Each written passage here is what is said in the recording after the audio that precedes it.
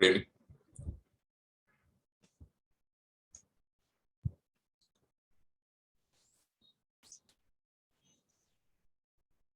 हाय ब्रज। फिर आपको मिला रिकॉर्डिंग या फिर आपने खुद कर लिया?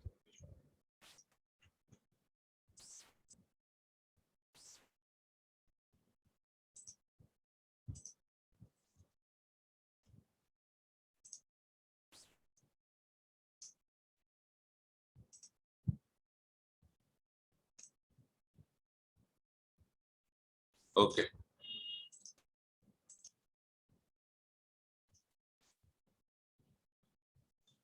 वैसे तो सिर्फ 7 सॉन्ग्स किए टेस्ट अंडरस्टैंडिंग के हमने लास्ट सेशन में, और 7 आप कर लोगे तो कवर अप हो जाएगा। खुद से ही कर लेना, वो वापस लेक्चर अप कब लोगे? मेन पार्ट हमारा जो है पूरा कैश फ्लो में बेसिक ये है। इनडायरेक्ट मेथड, डायरेक्ट में तो एकदम सिंपल है। क्या करते हैं हम?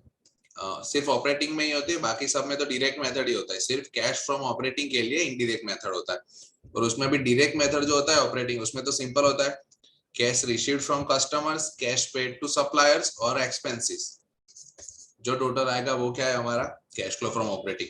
इनडायरेक्ट में क्योंकि हम प्रॉफिट बिफोर टैक्स से स्टार्ट करते हैं, तो हमें एडजस्टमेंट करनी पड़ती है। कौन सी?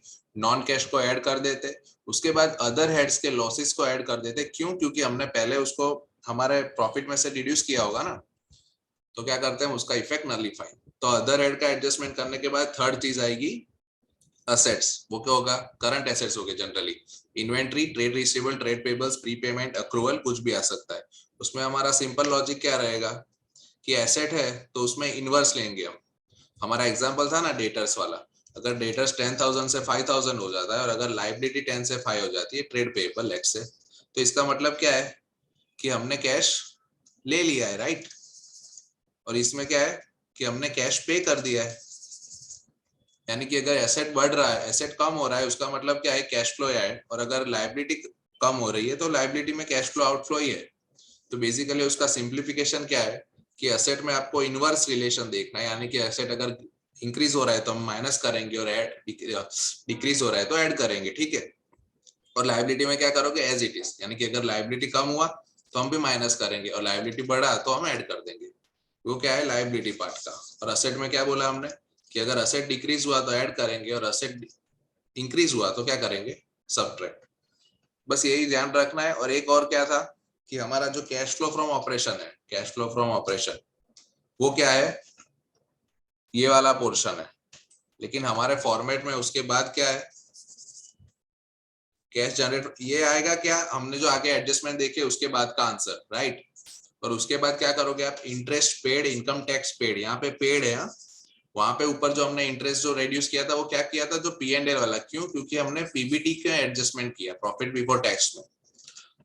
तो कैश फ्रॉम ऑपरेशन में इंटरेस्ट पेड, ये फाइनेंस एक्टिविटी में आपने लिया होगा अगर आपने बीकॉम किया होगा। लेकिन आईएफआरएस 7 में क्या है? इट इज परमिटेड, और जनरली हम ऐसा ही करते हैं। क्योंकि देखो इंटरेस्ट तो आपको लोन पे करना पड़ेगा, राइट? तो ऐसा it is a finance activity. लेकिन क्या है कि हम इंटरेस्ट और इनकम टैक्स दोनों को कैश फ्लो फ्रॉम ऑपरेटिंग में से ही रिड्यूस करते हैं, ठीक है? वहां से भी कर सकते हैं, लेकिन नेचुरल प्रैक्टिस और जनरल प्रैक्टिस यहाँ पे क्या है हमारा कैश फ्लो में, कि हम यहाँ से ही रिड्यूस कर देते हैं। तो पूरा चैप्टर का एक हमने रिकेप कर लिया। टेस्ट योर अंडरस्टैंडिंग 7 तक हमने खत्म कर दिया था। 8 करते हैं।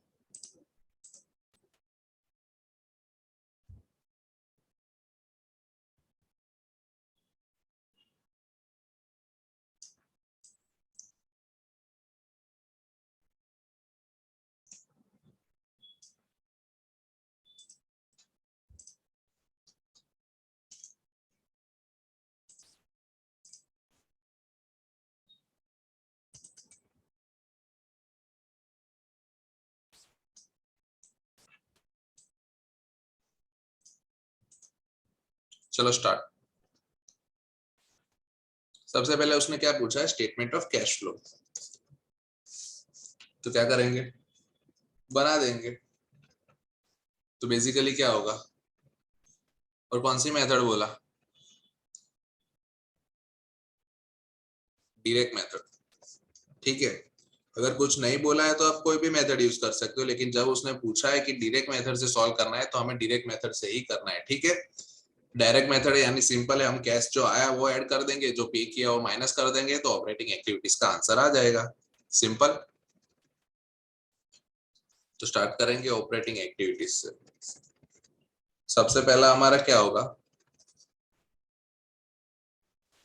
रिसीव्ड फ्रॉम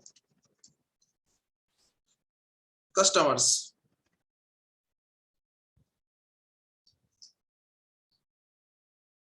आउटर कॉलम में ले जाना पड़ेगा। कस्टमर से जो रिसीव किया वो ऐड करेंगे, और जो सप्लायर्स को पे किया वो रिड्यूस करेंगे, तो ऑपरेटिंग कैश फ्लो आ जाएगा, ठीक है। कस्टमर ने आपको क्या पे किया उसके लिए आप क्या देखोगे, तो सर रिसीवेबल्स, ठीक है। तो ये रहा रिसीवेबल्स। रिसीवेबल का ओपनिंग क्या है, कौन सा ईयर पहला है, first column is opening, right, 2016। तो ओपनिंग आपका 40,000 है और क्लोजिंग है 50,000। और सेल्स कहां से देखेंगे, पी एंड एल में से। ये रहा क्या है, 2 लाख। देखो लास्ट ईयर भी सेम ही था। तो सेल्स 2 लाख, तो बैलेंसिंग फिगर जो होगा वो क्या होगा, कैश रिसीव्ड फ्रॉम कस्टमर्स। तो क्या आएगा, 40 माइनस 10 का डिफरेंस है यानी 190। तो आपका फर्स्ट पार्ट हो गया ऑपरेटिंग एक्टिविटी का कैश फ्लो का, 190 कैश इनफ्लो हुआ फ्रॉम कस्टमर्स, राइट।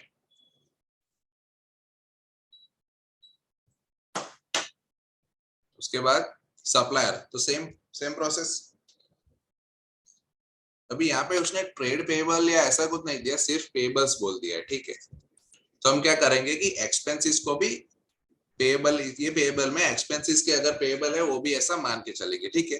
अगर ऐसा अजम्पशन आप नहीं भी करते हो तो भी इश्यू नहीं है सर, क्यों, क्योंकि देखो पेबल्स है, तो लेट्स से हम कैसे सॉल्व करेंगे।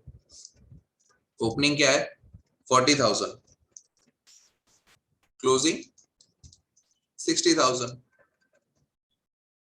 तो अगर हम ऐसा अज्यूम नहीं करेंगे तो क्या होगा, हमारा परचेस फाइंड करना पड़ेगा। परचेस के लिए आपको क्या दिया हुआ है, चलो पी एंड एल में देख लेते। अभी सेल्स में तो इजी था, देखो सीधा सेल्स दिया हुआ था, राइट। लेकिन यहाँ पे कॉस्ट ऑफ सेल्स दे दिया है।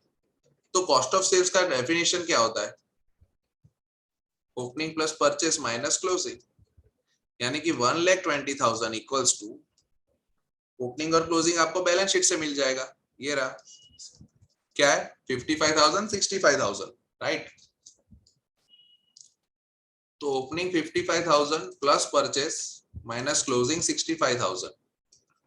तो परचेस क्या आया, 55 65 10 130,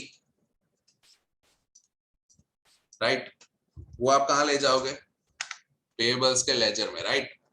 1,30,000 आपका परचेस है जो हमने कॉस्ट ऑफ सेल्स के बेसिस से निकाल लिया, क्योंकि हमारे पास ओपनिंग और क्लोजिंग दोनों था। Got it. यानी इसके बाद क्या होगा, यहां जो आएगा वो क्या है, कैश पेड है। क्या आएगा, 130 माइनस प्लस 40 170 माइनस 60, 1,10,000।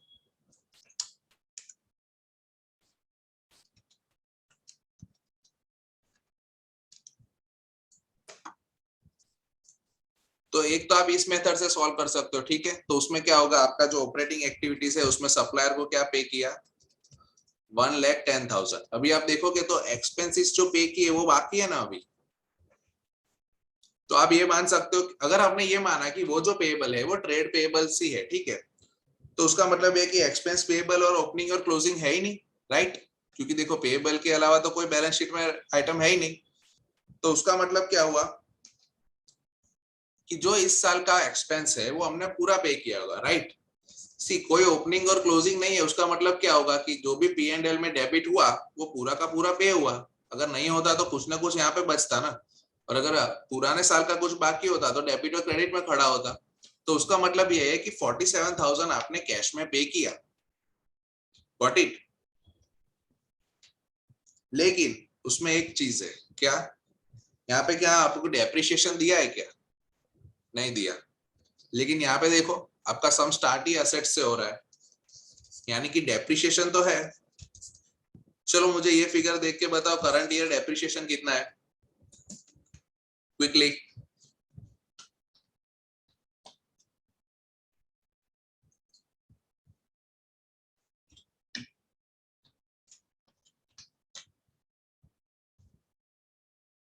बोलो।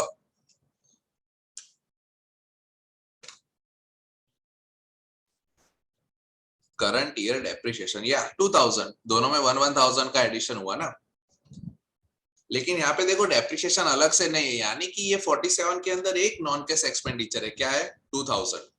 तो यानी कि हमने एक्सपेंसेस के लिए कितना पे किया 47 माइनस 2 क्या आएगा 45,000। तो या तो आप ऐसे सॉल्व कर सकते हो, ठीक है, तो भी सेम चीज है, at the end of the day हम 1,55,000 रिड्यूस कर रहे हैं, या फिर आप ऐसा अज्यूम कर सकते हो कि ये जो पेबल्स है राइट, जो आपके एसीसीए की बुक में जो सॉल्यूशन है उसमें ये अज्यूम किया हुआ है कि ये जो पेबल्स है इसमें सिर्फ ट्रेड पेबल्स नहीं है, टोटल पेबल्स है, ठीक है, क्या है जितने भी एक्सपेंसेस है सब पेबल्स इसमें आ जा रहा है, it is a payable control account. अगर ऐसा अज्यूम करोगे तो भी कोई इश्यू नहीं है, तो क्या करोगे एक्सपेंस यहाँ पे ऐड कर दोगे, लेकिन इसमें डेप्रिसिएशन था ना 2000, तो वहां पे निकालना पड़ेगा हमें, राइट, कोई डाउट नहीं ना यहाँ तक। और जो बैलेंसिंग होगा वो हमने कैश पे किया होगा, तो यहाँ पे क्या आ जाएगा 40 30 170 प्लस 45 माइनस 60, तो 155 आ जाना चाहिए।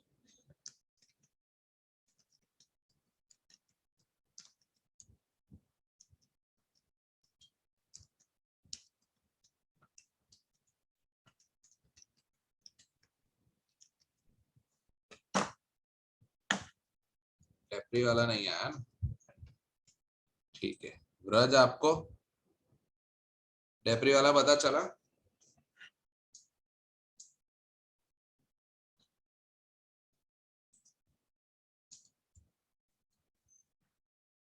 तो या तो आप ये कर सकते थे जो मैंने किया, या फिर आप पूरा एक लिख सकते हो कि पेएबल्स को कितना पे किया हमने 1,55,000। तो दोनों तरीके से आंसर तो सेम ही आएगा, ठीक है। अभी डेप्रिसिएशन में क्या है अमन कि यहाँ पे जो एक्सपेंस दिया ना वो 47,000 दिया पी एंड एल में, राइट, लेकिन एक्सपेंस के अलावा आपको जो बाइफरकेशन देखो, कॉस्ट ऑफ सेल्स में क्या था सिर्फ परचेस अकाउंट है, इसमें और कोई एक्सपेंस होगा नहीं होगा, opening plus purchase minus closing. और दूसरा जो क्लियरली आपको दिया है एक्सपेंस वो है इंटरेस्ट, यानी कि बाकी सारा जो टोटल एक्सपेंस है administration expense, sales expense, travelling expense, carriage inward, carriage outward, पूरे जहां का जितना भी एक्सपेंस है वो जनरल एक्सपेंस पूरा टोटल करके 47,000 है, ठीक है। और क्योंकि इस एक्सपेंस पेएबल का ये लॉजिक तो पता चला ना अमन कि अगर किसी भी चीज का ओपनिंग और क्लोजिंग बैलेंस नहीं है उसका मतलब क्या होगा कि आपने जो पी एंड एल में डेबिट किया है वो एक्सपेंस आपने उतना ही पे कर दिया है। अगर ऐसा नहीं होता तो आपका कुछ डेबिट या क्रेडिट बैलेंस रहता, राइट। तो उसका मतलब ये है कि हमने 47,000 का कैश पेमेंट किया है, ऐसा लॉजिक बनता है। लेकिन इसमें से जो 2,000 का एक्सपेंस है जो आपने फाइंड किया प्लांट एंड बिल्डिंग पे, क्योंकि वो 4 का 5 हो गया एक्यूमुलेटेड डेप्रिसिएशन और 10 का 11, यानी कि 2000 का डेप्रिसिएशन है, तो डेप्रिसिएशन भी तो एक्सपेंस होता है। उसका मतलब क्या है कि ये जो पी एंड एल है उसमें 47,000 नहीं 45,000 का कैश एक्सपेंस होगा, ठीक है, क्योंकि 2000 तो डेप्रिसिएशन है। तो देखो मैंने क्या किया एक्सपेंस को 45,000 लिया, इसमें क्या था हमने डायरेक्ट कर लिया था, और सप्लायर में क्या रखा था सिर्फ ओपनिंग परचेज और क्लोजिंग। और आपका जो सॉल्यूशन है उसने क्या किया है सेम, देखो आंसर सेम ही है, उसने क्या है पेएबल को कंट्रोल अकाउंट की तरह ट्रीट किया है, तो उसमें क्या हुआ उसने एक्सपेंस भी कर लिया। लेकिन क्योंकि आपने एक्सपेंस क्रेडिट किया 47,000 का कैश फ्लो फाइंड करने के लिए, लेकिन इसमें से 2,000 कैसे थे डेप्रिसिएशन, आप डेप्रिसिएशन का पैसा थोड़ी ना देते हो किसी को, इसलिए हमने क्या किया उसका रिवर्स इफेक्ट दिया डेबिट साइड पे। तो आप देखोगे नेट इफेक्ट क्या हुआ 45,000 का क्रेडिट हुआ, तो यहाँ पे आंसर आ गया 155। क्लियर अमन? ओके, बस ये 47,000 को हाईलाइट कर देना क्योंकि आपको क्लिक नहीं होगा कि वो 2000 को रिड्यूस करना है, ठीक है। अगर ये सेम क्वेश्चन इनडायरेक्ट मेथड से होता तो एकदम सिंपल हो जाता, क्योंकि आपको पता होता है कि इनडायरेक्ट का फ्लो कैसा रहता है। सबसे पहले हम डेप्रिसिएशन ऐड बैक करते हैं नॉन कैश, उसके बाद हम अदर हेड इनकम्स को देखते हैं यहाँ पे से, यानी कि हमको वहां से इंटरेस्ट मिलता। चलो आपको एक दिखाने के लिए हम खाली क्वेश्चन में पूछा नहीं है, इनडायरेक्ट मेथड करते हैं। तो प्रॉफिट बिफोर टैक्स क्या है? 20,000 इंटरेस्ट दिया है और टैक्स नहीं दिया है, राइट? तो प्रॉफिट बिफोर टैक्स है 20,000। अब हम सबसे पहले हमारा स्टेप क्या होता है, non cash non cash expense add करते हैं। तो वो डेप्रिसिएशन आपने ऑलरेडी बता दिया मुझे गिन के कि 2000 है, ठीक है। उसके बाद क्या करोगे, अदर हेड इनकम। तो पी एंड एल से ही पता चलेगा अदर हेड इनकम्स क्या है। तो सिर्फ एक ही अदर हेड इनकम है, इंटरेस्ट, जो फाइनेंस एक्टिविटी का पार्ट है। तो क्या करेंगे आप, जो पी एंड एल में होता है वो यहाँ पे ऐड करते हैं, राइट? तो ये हो गया इंटरेस्ट एक्सपेंस एड बैक, कितना, 13,000। उसके बाद आप क्या करते हो, वो असेट का इंक्रीज और डिक्रीज, तो वो आपको बैलेंस शीट से देखना पड़ेगा। तो आप देखो यहाँ पे इन्वेंट्री, इन्वेंट्री में क्या हुआ, 55 से 65 हो गया, और रिसीवेबल 40 से 50। हमारा क्या रूल था, असेट में इनवर्स रिलेशन होता है, राइट? यानी कि असेट अगर इंक्रीज होगा तो हमें रिड्यूस करना पड़ेगा, और असेट अगर रिड्यूस हुआ तो प्लस करेंगे। यानी कि एसेट माइनस तो प्लस होगा, और एसेट प्लस तो माइनस होगा, ऑपोजिट। तो इन्वेंट्री भी बढ़ा और रिसीवेबल भी बढ़ा, और दोनों 10,000 से बढ़ा, राइट? तो क्या करेंगे, लेस कर देंगे। स्टॉक इंक्रीज और रिसीवेबल इंक्रीज, दोनों 10,000 था।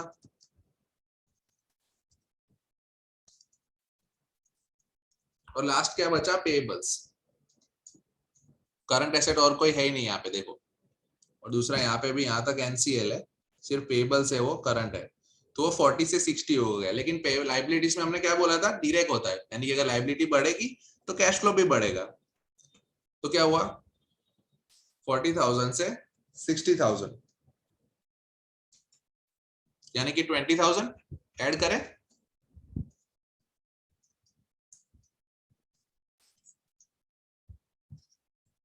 तो आंसर आ जाएगा 35,000।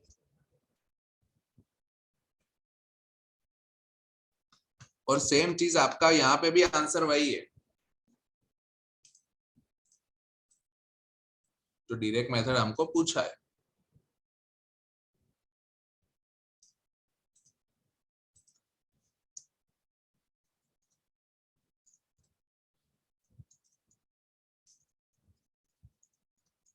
-190 -155 यानी cash generated from operating operations, क्या आया, 35। लेकिन ये 155 आपका तभी आएगा जब आपने जो ये एक्सपेंसेस था ना, उसमें डेप्रिसिएशन का ध्यान रखोगे। इसलिए मैं बोल रहा था कि इनडायरेक्ट में तो इजी था, क्योंकि आपका स्टेप ही फर्स्ट ये होता है। लेकिन डायरेक्ट मेथड में हम कभी डेप्रिसिएशन को टच ही नहीं करते, क्योंकि हमारा पोर्शन तो क्या होता है, cash received from customers and cash paid to suppliers. लेकिन क्योंकि सप्लायर्स के साथ वेजेस यानी कि एक्सपेंसेस का पेमेंट था, तो हम यहाँ पे 47 ले लेते हैं कि ये भी आपका आउटफ्लो हुआ होगा, क्योंकि देखो ओपनिंग और क्लोजिंग है नहीं। लेकिन तब आपको क्लिक करना है कि अगर ये एक्सपेंस में कोई नॉन कैश एक्सपेंडिचर है या नहीं। तो आप अगर बैलेंस शीट देखोगे तो पता चलेगा कि 2000 का डेप्रिसिएशन था। Got it? So crux of the whole story is कि आप 47,000 को हाईलाइट करके रखो और ऊपर डेप्रिसिएशन को, तो आपको नेक्स्ट टाइम पता चले और मिस ना हो जाए, ठीक है। हमारा फॉर्मेट में क्या था, कैश फ्रॉम ऑपरेटिंग, ये कैश है, उसमें से हम क्या निकालते हैं, इंटरेस्ट एंड इनकम टैक्स। कौन सा, पी एंड एल वाला नहीं, पेड, इंटरेस्ट पेड, ठीक है। और उसके आंसर को क्या बोलते हैं हम, नेट कैश फ्लो। क्या बोलते हैं, नेट। यानी क्वेश्चन में ध्यान रखना है, कैश फ्रॉम ऑपरेटिंग पूछा है या नेट कैश, ठीक है, क्योंकि आंसर अलग आ जाएगा। इंटरेस्ट पेड क्या है, हम 30 नहीं लेंगे, क्यों सर, क्योंकि देखो इंटरेस्ट पेएबल का कोई भी ओपनिंग या क्लोजिंग दिया ही नहीं है। उसका मतलब कि जितना पी एंड एल में है उतना पे किया होगा, अदरवाइज तो ओपनिंग क्लोजिंग रहता ना।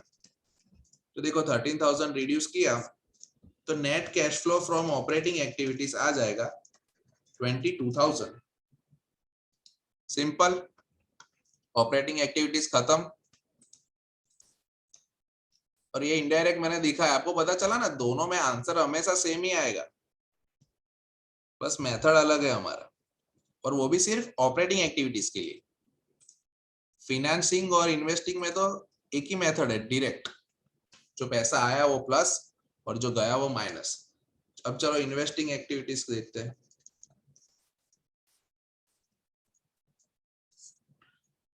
कहां से देखेंगे? बैलेंस शीट में से, ठीक है, और कुछ तो दिया नहीं।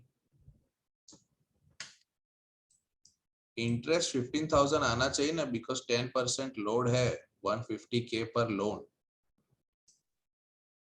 आई am not getting what you are saying, but let me check. 10% loan, 10% loan notes, 1,50,000, 13,000।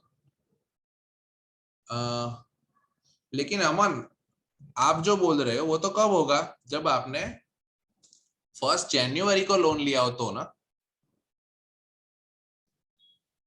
क्योंकि आपने तो पूरे साल का इंटरेस्ट लगाया, लेकिन आपको क्वेश्चन ने कहीं पे भी इंफॉर्मेशन नहीं दिया कि हमने लोन किस डेट पे एडिशनल लोन लिया। Got it? और क्योंकि लोन नहीं दिया तो हम ऐसा मान नहीं लेते कि ये 13,000 राइट है, इस साल का इतना ही हुआ होगा, लेकिन ये P&L का 13,000 है ना। और P&L में क्या इंटरेस्ट जाता है? अक्रूवल सिस्टम में। अभी हमने पता है अक्रूड वाला चैप्टर पढ़ा था, तो कैसा था कि आपका रेंट 24,000 बन रहा था और आपने पे किया था 30,000, तो भी P&L में कौन सा अमाउंट जाता है? जो आपका actual pertaining to this year हो।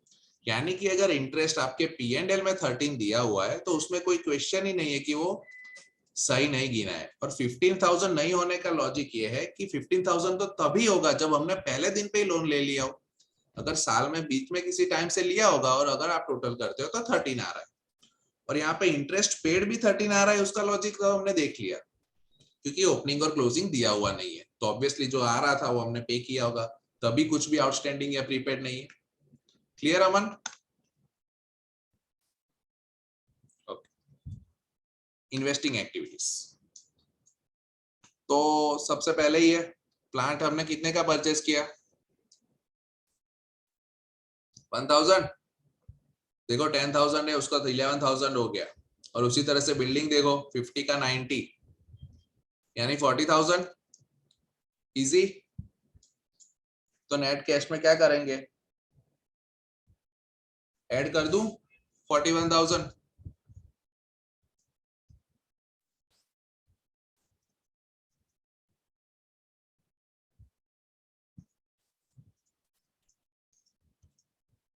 आउटफ्लो होगा ना, क्योंकि हमने एसेट परचेस किया, राइट?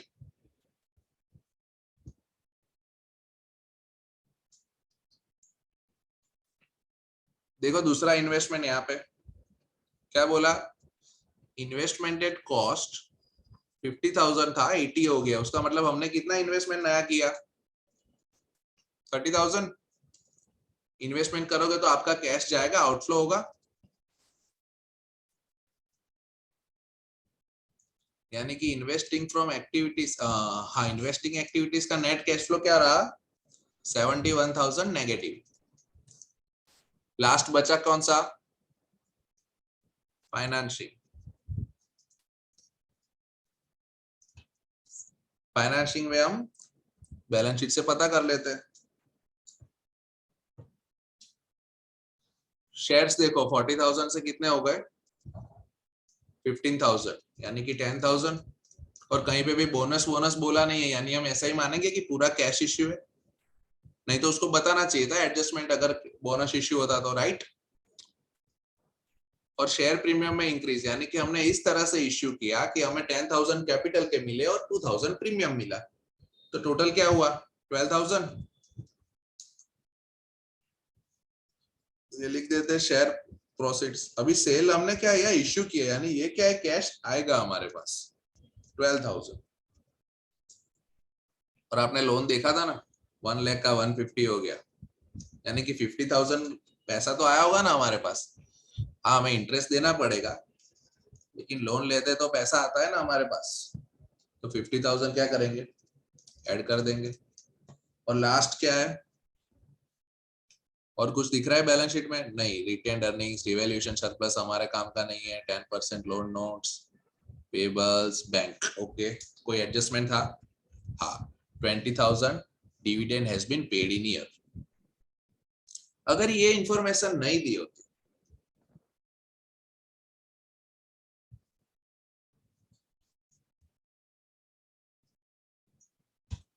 तो बताओ अमन, क्या आप फाइंड कर सकते हो कि डिविडेंड कितना पे किया था? यस और नो?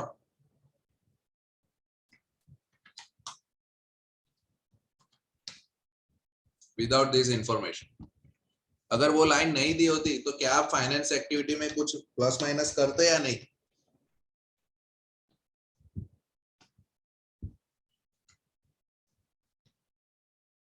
क्यों नहीं? कल ही तो हमने सम किया था। कौन सा था वो? रिटेन अर्निंग वाला।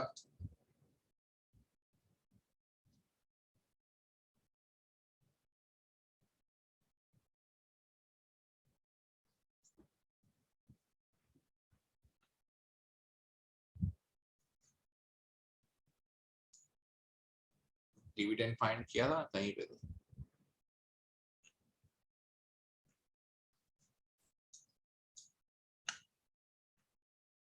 हाँ, ये वाला देखो। रिटेन अर्निंग्स में क्या होता है? ओपनिंग आता है plus profit of the this year और उसमें से डिविडेंड माइनस होता है। उसके अलावा तो आप टच नहीं करोगे रिटेन अर्निंग्स को। तो ये वाला जो सम था कल, तो ये देखो ओपनिंग 226 और ये देखो यहाँ पे लेफ्ट राइट था इसलिए 2016, ये क्लोजिंग है। तो 226 आपका ओपनिंग था, 223 क्लोजिंग था और पूरे साल का ईयर का प्रॉफिट क्या था? 92, जो आप रिटेन अर्निंग्स में ले जाते हो। ठीक है, तो उसमें जो बैलेंस रह रहा है वो क्या होगा? जो डिविडेंड पे हुआ होगा। अदरवाइज रिटेन अर्निंग चेंज कैसे होगा? रिटेन अर्निंग्स का मतलब क्या है कि आपने बिजनेस में पैसा कितना रखा है, और वो क्या होता है, आपने बिजनेस स्टार्ट किया तब से लेकर आज तक का होता है, राइट? इसलिए उसका नाम है रिटेन अर्निंग्स। यानी एवरी ईयर क्या होता है कि आप जो भी प्रॉफिट करते हो वो उसमें एड बैक होता है। और अगर आप डिविडेंड पे कर देते हो तो क्योंकि वो पैसा आपने बिजनेस में नहीं रखा तो हम रिड्यूस कर देते। तो ये क्वेश्चन में भी अगर डिविडेंड नहीं दिया है तो भी आपको करना ही पड़ता। कैसे करते? तो देखो, रिटेन अर्निंग्स क्या है? 45 था और 45 है। What does this imply? मैं देखना भी नहीं चाहता हूं। What can be reason of retained earnings remaining same as it is? What does your accounting knowledge says to you? कि retained earning में कोई चेंज ही नहीं है, उसका मतलब क्या होगा? What is the situation जिसमें हमने प्रॉफिट किया है फिर भी retained earnings चेंज नहीं हुआ? अमन, ब्रज, हाँ, जितना प्रॉफिट हुआ वो पूरा का पूरा हमने डिविडेंड दे दिया। और देखो प्रॉफिट कितना था? 20,000। तो अगर हमें ये नहीं भी दी होती इंफॉर्मेशन फिर भी हमें डिविडेंड माइनस करना था, नहीं तो हमारा आंसर रॉन्ग आएगा। ठीक है, लेकिन क्या है कि आपका इजी लेवल है अभी, इसलिए उन्होंने दे ही दिया था आपको। तो डिविडेंड पेड है तो आउटफ्लो होगा। पर ये कॉन्सेप्ट्स आपको आने चाहिए। You should be able to understand that what's actually the figures mean. कि अगर रिटेन्ड अर्निंग्स का बैलेंस दिया हुआ है और वो चेंज नहीं हो रहा है, so your accounting mind should tell you that boss, that means either there is no profit no loss, and other situation is that whatever the profit was there during the current year has been distributed among the shareholders, right? Dividend paid 20,000. So what's the net? 50, 12, 62, 42.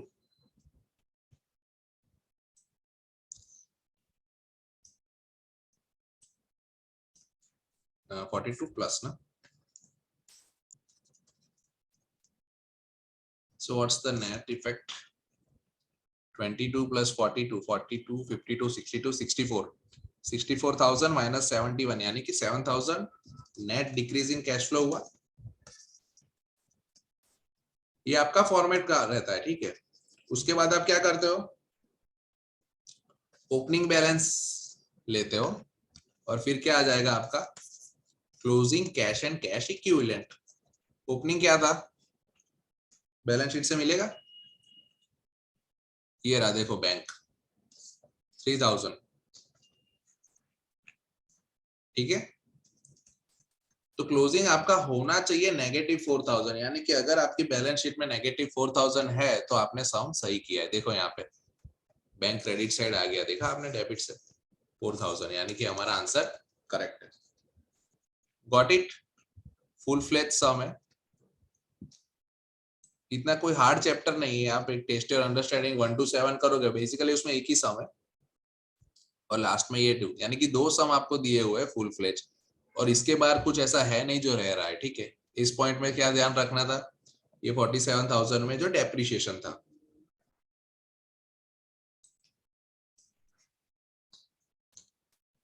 Any doubt in this question or shall we move ahead?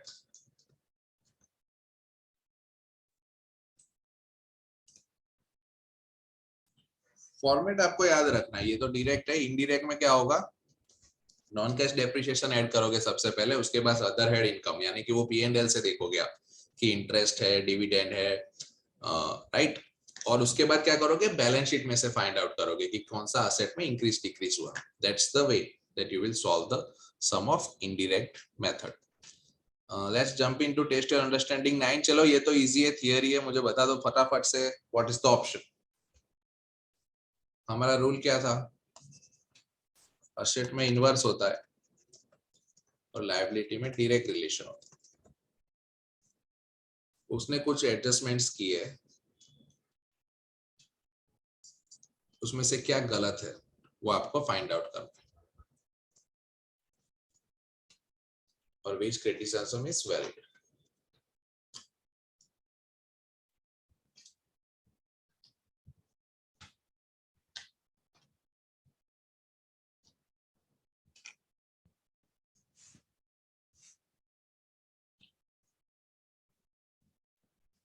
B, one only.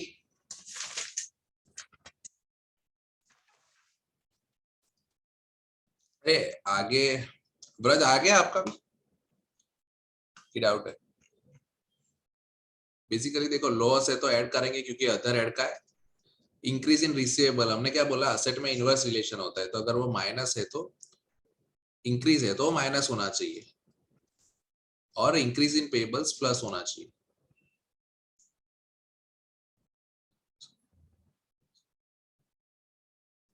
Loss on disposal should have been added not deducted, got it, क्योंकि यहाँ पे उसने minus किया है। यहाँ पे एक second part था क्वेश्चन का। अब इस तरह के क्वेश्चंस आपको एग्जाम में आ सकते हैं कि भाई using the summarised accounts given, comment on the position, progress and direction of Algernon। तो इसमें से वो जो आंसर आपको देगा ना, वो जरूरी नहीं है आपको आएगा। हाँ ऑफ कोर्स ये आंसर तो आ जाएगा क्योंकि आप सॉल्यूशन देख लोगे अभी, लेकिन जब आपको क्वेश्चन आएगा नया एग्जाम में, तो आपको क्या है कि आपने क्या समझा उस हिसाब से लिख देना है बिना डरे, ठीक है। जो आपको अकाउंटिंग सेंस में सही लग रहा है वो लिख देना है। मैं क्या बोल रहा हूँ, देखो वो तो आपको वो पूरे बेस के ऊपर एक पैराग्राफ लिख के दे देगा, लेकिन ऐसा आपको स्ट्राइक हो उसके चांसेस क्या है, ये देखो बी पार्ट का आंसर ये has invested substantially in buildings, investments and receivables in the year. The finance has come from new share capital. The equity to asset has thus decreased. क्यों? क्योंकि इक्विटी टू असेट में उसने equity add कर दिया ना। अगर equity बढ़ा है तो असेट तो चेंज होगा, अरे रेशियो चेंज होगा। Working capital has been financed by an equal increase in trade pebbles.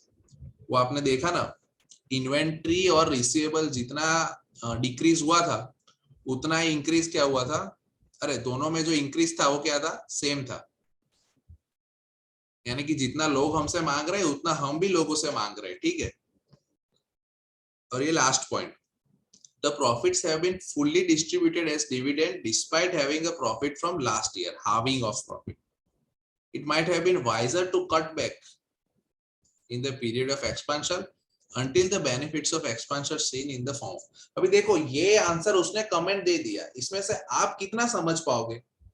और इस तरह से ही लिखने की कोई जरूरत नहीं है, मतलब कि वर्ड टू वर्ड लिखना कोई कंपलसरी नहीं है, आपको आपकी लैंग्वेज में जो आपको पता चले वो लिखना है। सर क्या पता चलेगा? तो देखो डिविडेंड वाला तो आपने ही मुझे बताया कि रिटेन अर्निंग्स चेंज नहीं हुआ, उसका मतलब पूरा प्रॉफिट डिविडेंड दे दिया। अब यहाँ पे आप थोड़ा रिसर्च करोगे तो पता है सम स्टार्ट करते हैं, मैंने क्या बोला था, सेल सेम ही है, सेल सेम होने के बावजूद भी आपका प्रॉफिट देखो आधा हो गया, राइट और नॉट, और फिर भी आपने पूरा का पूरा डिविडेंड दे दिया, तो इतना तो आपको पता चला। तो फिर डिविडेंड में कुछ कट करना चाहिए था, या फिर क्योंकि हमने लास्ट टाइम की तरह ही डिविडेंड दे दिया है फुल। और दूसरा क्या था कि उसने क्या बोला कि इन्वेस्टमेंट किया है हमने, तो ये तो आपको सम देख के पता चला ना कि 1000 का हमने असेट परचेस किया, 40,000 के बिल्डिंग परचेस किए, हमने इन्वेस्टमेंट किया है 30,000 का इंक्रीज। शायद आपको वर्किंग कैपिटल वाला पॉइंट नहीं पता चलता कि अबे दोनों में 10,000 डिक्रीज है और सामने यहाँ पे भी 20,000 का इंक्रीज है। बेसिकली हम जिसको पैसा नहीं दे रहे हैं वो भी बढ़ रहे हैं और जिससे पैसा लेना है वो भी बढ़ रहा है, राइट। एक साइड अगर 20,000 हमें किसी को देना है तो 20,000 किसी को लेना भी है हमें, तो वर्किंग कैपिटल का इंक्रीज बैलेंस्ड है। और फिर क्या था, शेयर इश्यूज किए थे, यानी हमने शेयर प्रोसीड से नया फाइनेंस खड़ा किया, और आप शेयर इश्यू करोगे तो ऑब्वियसली इक्विटी टू डेट और इक्विटी टू असेट का रेशियो चेंज होगा। तो बेसिकली आपको लेमैन लैंग्वेज में ये जो आपने सम किया आपको पता ही है क्या क्या हुआ। आपने क्यों आप plant and machinery finance activity में ऐड किया, अरे इन्वेस्टिंग में ऐड किया, क्योंकि आपने इन्वेस्टमेंट किया। ये 30 क्यों प्लस किया, क्योंकि आपने देखा ना इन्वेस्टमेंट हुआ। और ऑर्डिनरी शेयर्स 40 to 50 हो गए, यानी कि हमने 10,000 प्लस 2,000 का न्यू प्रोसीड्स पे शेयर्स पे से कलेक्ट किया ना। तो उसने पूरा यही सब लिखा है, लेकिन क्या है उसकी लैंग्वेज में। अब ऐसा आपको याद तो रहेगा नहीं, क्योंकि यही क्वेश्चन तो आने वाला नहीं है एग्जाम में, लेकिन आपको आइडिया आ गया कि आपको कैसे लिखना है। जो आपने इन्वेस्टिंग एक्टिविटी में प्लस किया था वो आपको पता है, उसको आप स्टेटमेंट फॉर्म में लिखो कि भाई हमने सब्सटेंशियल इन्वेस्टमेंट किया है प्लांट में, बिल्डिंग में, इसमें। फिर ये प्रॉफिट वाला ऑब्जर्वेशन तो कितना इजी था, सेल हमारा सेम था, प्रॉफिट हाफ हो गया। आप ये भी लिख सकते हो कि डिस्पाइट हैविंग सेम सेल्स हमारा प्रॉफिट आधा हो गया है और फिर भी हम पूरा का पूरा डिविडेंड डिस्ट्रीब्यूट करे जा रहे हैं। अगर हम कंपनी में पैसा रखे ही नहीं है तो आगे कैसे ग्रो होगा कंपनी, जबकि हमारा प्रॉफिट रिड्यूस हो रहा है, ठीक है। तो इस तरह से आपको जो क्वेश्चन देके आए वो लिख देना है। Got it? सिंपल।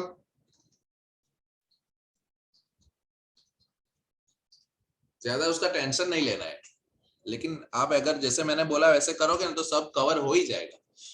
बेसिकली आपने जो कैश फ्लो में किया वो, और जो भी अगर आपको एडिशनल ऑब्जर्वेशन कुछ मिले तो। टेस्ट एंड अंडरस्टैंडिंग 10, चलो फटाफट। could appear in cash flow,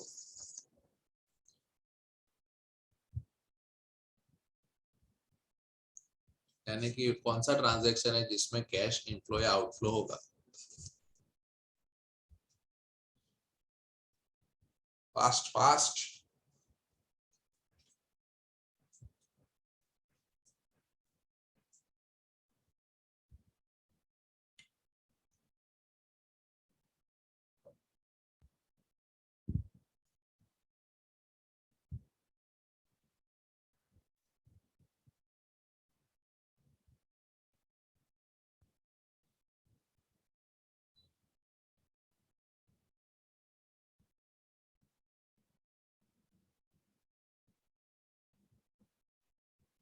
C 2 only. Obviously इसमें इतना टाइम क्यों लगाया आप लोगों ने? प्रपोज डिविडेंड तो हमने पे ही नहीं किया ना, प्रपोज किया है। डिविडेंड रिसीव्ड यानी कि इन्वेस्टमेंट एक्टिविटी है, हमने जो शेयर्स परचेस किए थे उस पे डिविडेंड आ गया है। बोनस इश्यू में तो हम वैसे ही कैश नहीं देते, हम फ्री में शेयर दे देते। और रिवैल्यूएशन में तो हम एसेट का वैल्यू बढ़ाते हैं ना, कोई हमको दे थोड़ी रहा है पैसा। तो कैश फ्लो में सिर्फ यही आएगा ना, dividend receive. I think it's the last sum of a chapter, या टेस्ट योर अंडरस्टैंडिंग 11। क्या बोला, प्रॉफिट बिफोर टैक्स, तो लिख लेते हैं क्या है 434850। डेप्रिशिएशन नॉन कैश हम ऐड करते हैं, was charged and this included an amount of 7600 which was loss on disposal of non-current asset। तो आप अलग से भी लिख सकते हो, इसमें से 600 निकाल के लिखो कि भाई ये डेप्री ऐड किया और ये लॉस ऐड किया, क्योंकि लॉस क्यों किया, क्योंकि वो अदर हेड है, और डायरेक्ट दे दिया है तो आप डायरेक्ट ऐसा भी लिख सकते हो कि डेप्री एंड लॉस 37,400 ऐड करेंगे। फाइनेंस कॉस्ट हम नॉन कैश के बाद हमारा नेक्स्ट स्टेप क्या रहता है, अदर हेड। तो देखो फाइनेंस कॉस्ट, तो उसको भी ऐड कर देते हैं 35,000। ओके, उसके बाद हमारा स्टेप क्या रहता है, बैलेंस शीट में से हम करंट एसेट का इंक्रीज और डिक्रीज देखते हैं, राइट। तो देखो बैलेंस शीट का एक्सट्रैक्ट दिया हुआ है, हमारा रूल क्या है, असेट में इनवर्स है और लायबिलिटी में डायरेक्ट रिलेशन है। तो ये देखो असेट क्या हुआ, लेटेस्ट ईयर लेफ्ट कॉलम में दिया है, यानी कि 167 से 145। असेट क्या हुआ, डिक्रीज हुआ, यानी कि हम ऐड करेंगे 203 से 202, यानी कि डिक्रीज हुआ, यानी कि रिवर्स ऐड। प्रीपेमेंट ये भी एसेट होता है, प्रीपेड 16 से 27, देखो ये इंक्रीज हुआ, लेकिन असेट का रिलेशन क्या होता है, रिवर्स। और ट्रेड पेबल में जो होता है वैसा ही, यानी कि अगर 202 से 196 हुआ तो माइनस ही करेंगे, क्योंकि वो माइनस हुआ है, 28 से 6 तो वो भी माइनस ही करेंगे, ठीक है। क्या करेंगे, जो डिफरेंस होता है वो, तो 167 माइनस 145 टू 22,000,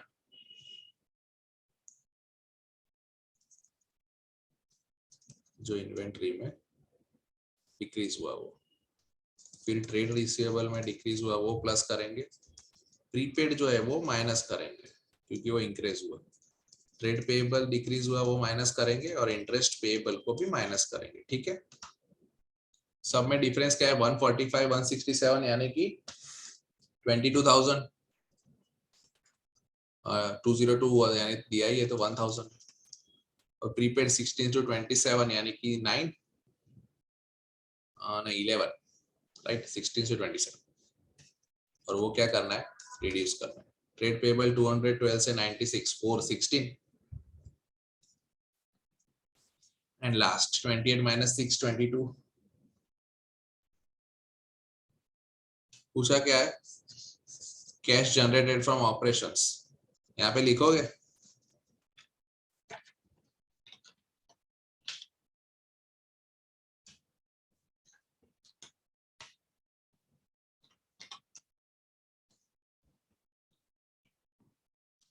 इसमें क्या लिखोगे,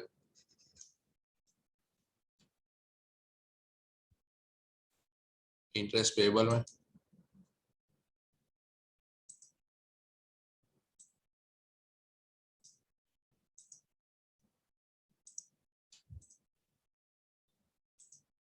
नो आइडिया, नो आइडिया तो नो आइडिया लिखो, नहीं तो फिगर बताओ।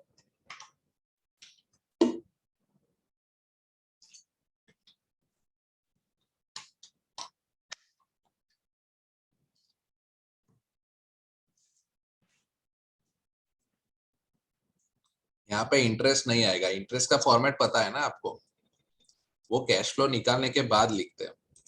जो पी एंड एल वाला होता है वो इंटरेस्ट हम ऐड कर देते हैं, ये जो रिजल्ट आता है क्या आ रहा है 503250, और ये डेटा किसके लिए यूज होता है, ये देखो ओपनिंग क्या था 28, क्लोजिंग 6, और ये ईयर इस ईयर में कितना था 35,000, यानी कि, और ये जो होगा वो पेमेंट होगा, लेकिन वो तो यहाँ पे इंटरेस्ट पेड होता है ना, और जिसके बाद क्या आता है net cash flow.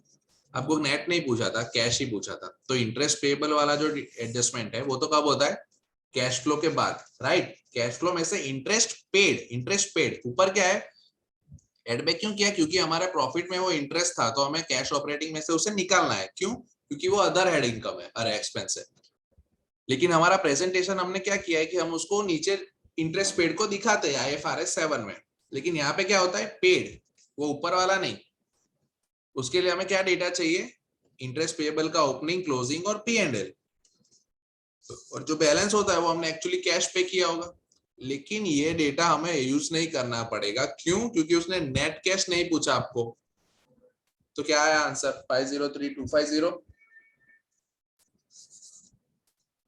Any doubt?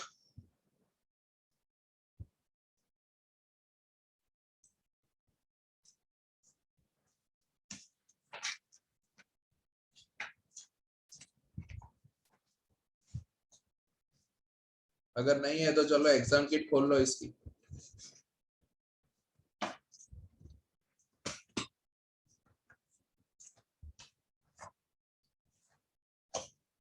I think 20 जैसे समय, लेकिन छोटे छोटे हो जाएंगे, मेजोरिटी आज हो जाएगा कवर।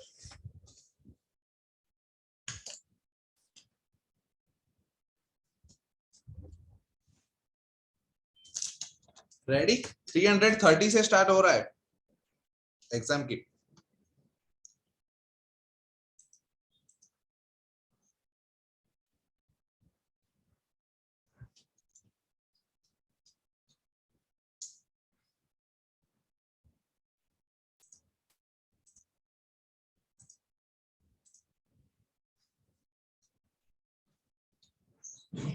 मिल गया? स्टार्ट करें?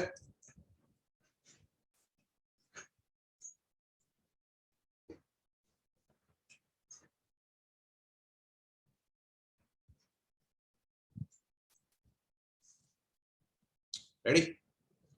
Let's start. Statement of cash flows question number 333 330। Extracts from financial, यानी कि बैलेंस शीट का एक्सट्रैक्ट्स दिया हुआ है। ओके, रिपोर्टिंग डेट का, इक्विटी शेयर और प्रीमियम। इंफॉर्मेशन क्या दिया? 1 जनवरी 2019, यानी कि ये देखो ईयर 2018 का डेटा, ये 19 का है, यानी कि साल के पहले दिन क्या किया? बोनस इश्यू किया। कितना? 1 share for every 12 held at 31 December. 31 दिसंबर पे क्या हेल्ड किया है हमने? ये, ठीक है।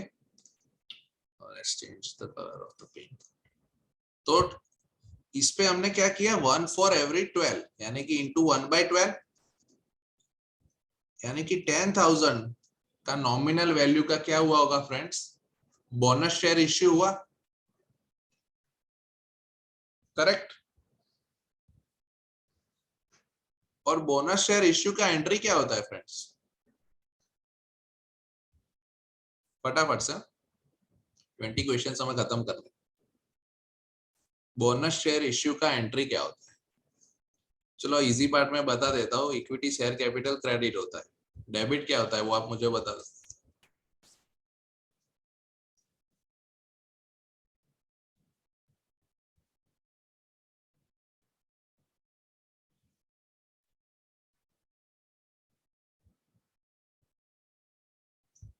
या रिटेन्ड अर्निंग्स। करेक्ट। आपका जो बोनस होता है ना, उसमें दो चीज होती है। एक फ्री रिजर्व जिसे हम रिटेन्ड अर्निंग्स बोलते हैं, और एक होता है सिक्योरिटीज प्रीमियम। ये सिक्योरिटीज प्रीमियम क्या होता है फ्रेंड? ये दोनों से ही आप बोनस इश्यू कर सकते हो। बोनस को हम क्या बोलते हैं? Capitalisation of reserve. क्यों? क्योंकि आप रिजर्व को कैपिटल बना रहे हैं, राइट? तो हम क्या बोलते हैं उसको? Capitalisation of reserve. मैं क्यों बता रहा हूं कि आप ये दो चीज से ही बोनस इश्यू कर सकते हो। आप रिवैल्यूएशन सरप्लस से नहीं कर सकते हो, राइट? और ना ही आप डिविडेंड देने का था लेकिन पैसा नहीं है तो शेयर दे दिया, ऐसा भी नहीं चलेगा। यानी कि फ्री रिजर्व आपका रिटेन्ड अर्निंग या सिक्योरिटी प्रीमियम, उसमें से ही आप इश्यू कर सकते हो। क्योंकि सिक्योरिटीज प्रीमियम क्या है? वो शेयर रिलेटेड ही है ना, तो सबसे पहले हम उसे यूज करेंगे। अगर वो खत्म हो जाता है फिर हम रिटेन अर्निंग्स की तरफ मूव करते हैं, ठीक है? क्योंकि ये किस पे मिला है हमें? शेयर इश्यू करने पे एडिशनल मिला है ना। तो आप क्या करोगे? सिक्योरिटीज प्रीमियम को डेबिट करोगे। डेबिट का मतलब क्या होगा कि ये 1 लाख है, वो क्या हो जाएगा? उसमें से 10,000 आप निकालोगे। पता चल रहा है ना डबल इफेक्ट? उसने क्या बोला? पहली तारीख को हमने 12 शेयर के लिए एक शेयर इश्यू किया, यानी कि हमारा कैपिटल कितना होगा? 120 इंटू 1/12, 10,000। 10,000 क्या है? बोनस का इश्यू हुआ। यानी कि अब क्या हुआ फ्रेंड्स? ये ट्रांजेक्शन के बाद हमारा शेयर कैपिटल फर्स्ट डेट पे कितना है? 1,30,000। और हमारा सिक्योरिटीज प्रीमियम, शेयर प्रीमियम कितना है?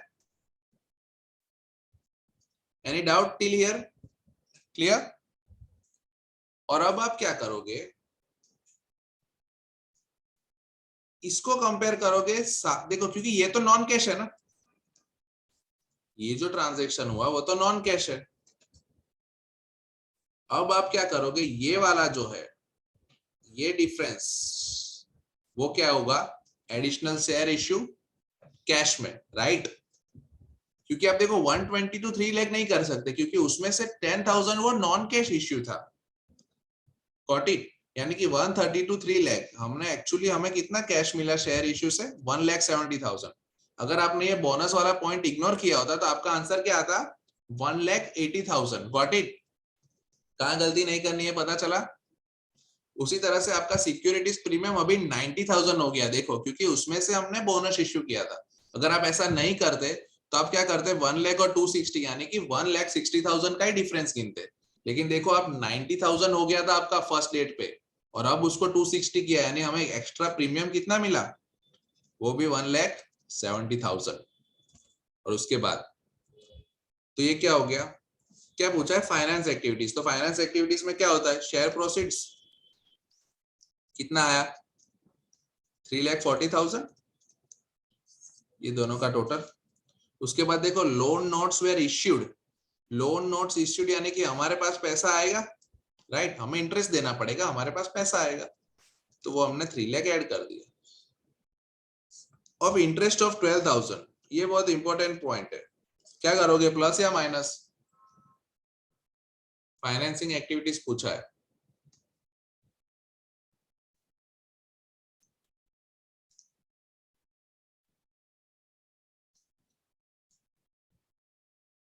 क्विकली, प्लस 12,000 या माइनस 12,000, इंटरेस्ट पेड,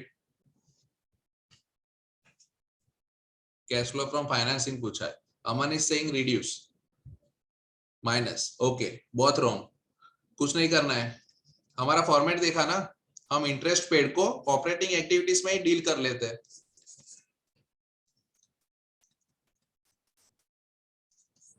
पता है ना, पीबीटी से स्टार्ट करते हैं और उसमें एडबैक क्या कर देते हैं, इंटरेस्ट एक्सपेंस, यानी कि यहाँ तो नलीफाई किया क्योंकि पीबीटी में वो ऑलरेडी रिड्यूस हुआ था। लेकिन यहाँ जो कैश फ्लो फ्रॉम ऑपरेशन आता है उसके बाद क्या करते हैं हम, interest paid, income tax paid, वो रिड्यूस करते हैं और उसको क्या बोलते हैं, नेट कैश फ्लो। तो क्योंकि हम इंटरेस्ट पेड को कैश फ्लो ऑपरेटिंग एक्टिविटीज में से ही रिड्यूस कर दे, तो फिर से फाइनेंसिंग में नहीं करेंगे, नहीं तो 2 बार कैश फ्लो रिड्यूस हो जाएगा ना। तो ध्यान रखना है, इंटरेस्ट पेड हम कहाँ रिड्यूस करते हैं फ्रेंड्स, ऑपरेटिंग एक्टिविटीज में, ओके, याद रहेगा। बाकी तो सम सिंपल था, बस आपको ये बोनस वाला एडजस्टमेंट ट्रिकी है तो उसको हाईलाइट करके रखना। कि जैसे 1/12 किया हमने 10,000 और उससे 130 से लेके 3 लाख करना था, नहीं तो आपका ऊपर नीचे आंसर गलत आता। गॉट इट, सिंपल, आगे बढ़े। और वो तो फॉर्मेट आपको याद रखना है, हाँ? देखा आपने उसने कैसा फॉर्मेट को लेकर आपको क्वेश्चन ट्रिक किया।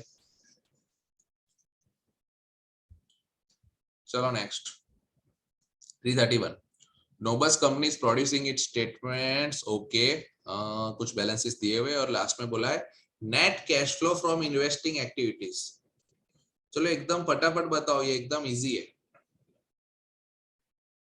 इन्वेस्टिंग एक्टिविटीज में जो आएगा वो क्या है, और इन्वेस्टिंग एक्टिविटीज सब डायरेक्ट मेथड से होता है फ्रेंड्स, जो कैश आया वो ऐड होगा और गया वो माइनस। फटाफट से देख के बता दो आंसर,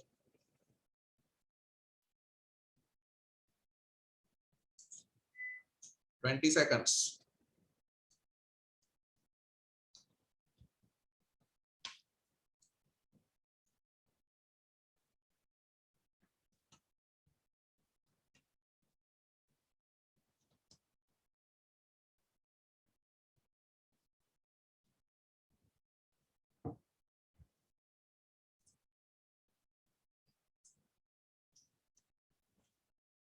इन्वेस्टिंग एक्टिविटीज में क्या आएगा,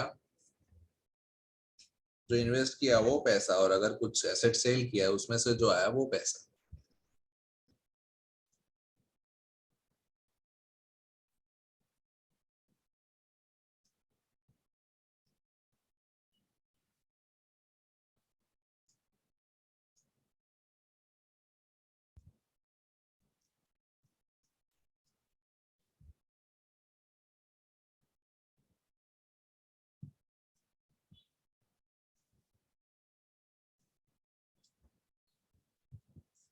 13,000 inflow. Raj, what do you think? No idea. देखो, सबसे पहली बात अभी हमने डिस्कस किया ना, इंटरेस्ट पेड तो हमारा कहाँ चला जाता है? ऑपरेटिंग एक्टिविटीज में। इंटरेस्ट रिसीव्ड, देखो एक्चुअल रिसीव्ड वो क्या है? इनफ्लो है, तो वो ऐड होगा। प्रोसीड्स ऑफ शेयर इश्यू क्या है? Finance activity. लोन रिपेड क्या है? फाइनेंस। ये डिविडेंड बताओ, ये 6 लाख आपने क्यों नहीं लिया अमन? ये डिविडेंड रिसीव्ड भी तो हो सकता है, तो 613 नहीं हो सकता हमारा कैश इनफ्लो, क्योंकि आप जो शेयर में इन्वेस्ट करते हो उसमें भी तो डिविडेंड मिल सकता है ना। आपने क्यों अज्यूम किया कि ये डिविडेंड पेएबल है? कि सोचा ही नहीं?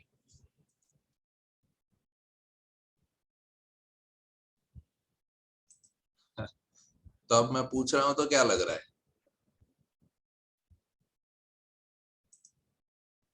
करना चाहिए या नहीं करना चाहिए?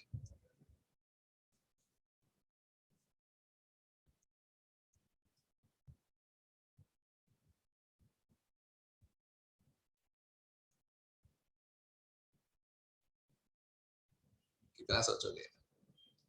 नहीं करना चाहिए। देखो, statement of changes in equity वाला डिविडेंड है, पता चला? और statement of changes in equity में तो सिर्फ हमारे शेयर पे जो डिविडेंड इश्यू किया होता है ना वही आता है, पता है ना हमारा फॉर्मेट। रिटेन्ड अर्निंग्स में से जो डिविडेंड माइनस करते हैं, यानी statement of changes in equity में तो कौन सा डिविडेंड आएगा? जो हमारे इक्विटी शेयर्स पे जो डिविडेंड हमने इश्यू किया, राइट?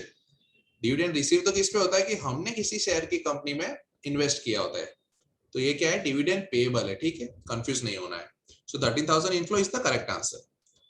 सिंपल है, बस इसी तरह से मार्किंग कर देना आपकी बुक में भी। पहले 3 ऑपरेटिंग है, ये वाला प्लस करना है, बाकी 2 फाइनेंस है। और ये क्योंकि statement of changes in equity को हाईलाइट कर देना कि इसका मतलब क्या है कि ये डिविडेंड पेएबल की बात हो रही है। Got it?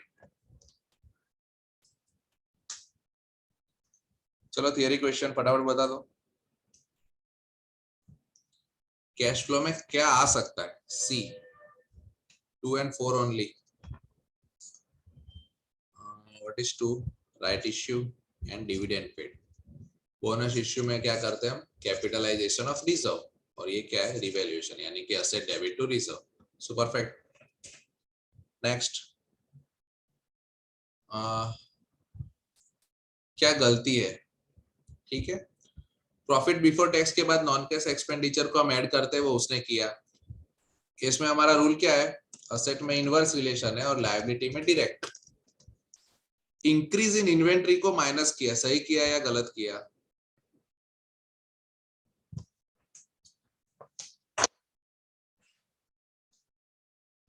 सही किया, यस, क्योंकि हमारा इनवर्स है तो हमने इसको माइनस करना ही चाहिए था।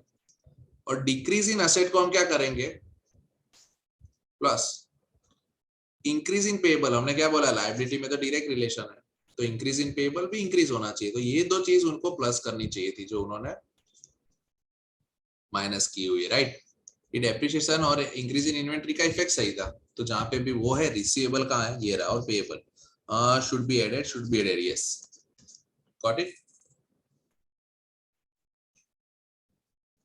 बढ़े आगे? चलो थियरी है, फिर ये मैं बता देता हूँ आपको लॉजिक। क्या बोला है? Proceeds of non current assets sold कहां पे आएगा?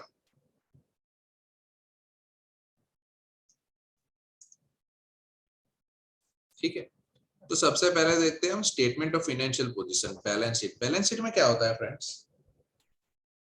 Carrying amount of total non current asset, यानी कि पूरे साल में परचेज, सेल, उसके बाद एक्यूमुलेटेड डेप्रिसिएशन रिड्यूस करने के बाद जो आता है वो कैरिंग अमाउंट आपके बैलेंस शीट में होता है, राइट? तो उस अमाउंट से तो आपको पता नहीं चलेगा ना कि सेल प्रोसीड क्या है, इस साल में हमने क्या एसेट बेची। So financial position is the wrong answer. यहाँ पे भी फाइनेंशियल है, यानी कि वो गलत ही है, लेकिन हम क्योंकि पढ़ रहे हैं तो हम उसका आगे का भी रीड कर लेते डिस्कस। तो चेंजेस इन इक्विटी में नॉन करंट एसेट का रिलेशन क्या आएगा, सिर्फ और सिर्फ क्या होता है, revaluation surplus. Non current asset को टच करने वाली कौन सी चीज है जो statement of changes in equity में आ सकती है, कि जब आपने एसेट को रिवैल्यू किया हो और इंक्रीज किया हो उसका वैल्यू, यानी कि चेंजेस इन इक्विटी में तो सिर्फ वही आएगा, तो उससे भी आपको सेल प्रोसीड तो नहीं मिलेगा। लास्ट में दे दिया उसने P&L and other comprehensive. So profit और लॉस में पता है प्रॉफिट और लॉस आएगा, एक तो डेप्रिसिएशन आएगा नॉन करंट एसेट का। ठीक है, हम पूरा क्या स्टडी कर रहे हैं कि नॉन करंट एसेट की कौन सी चीज कहाँ आ रही है। तो फाइनेंशियल पोजीशन बैलेंस शीट में कैरिंग अमाउंट आ रहा है, चेंजेस इन इक्विटी में सिर्फ और सिर्फ जो रिवैल्यूएशन सरप्लस आएगा वो आएगा, और P&L में दो चीज आ सकती है, एक तो डेप्रिसिएशन, दूसरा क्या, प्रॉफिट या लॉस। यानी कि अगर 10,000 की चीज थी 15 में बेची तो P&L में तो 5 ही आएगा, राइट। तो उससे भी आपको सेल प्रोसीड नहीं मिलेगा। तो सिर्फ और सिर्फ कैश फ्लो ऐसी चीज है जिसमें आपको सेल प्रोसीड मिलेगा। सर क्यों, क्योंकि उसके इन्वेस्टिंग एक्टिविटीज में आप लिख दोगे ना ऐड करके, राइट। इन्वेस्टिंग एक्टिविटी में आप ऐड करोगे ना सेल प्रोसीड्स, तो सिर्फ और सिर्फ कैश फ्लो में आपको proceed of non current asset sold मिलेगा। बाकी सारे की लॉजिक भी देख लिए हमने।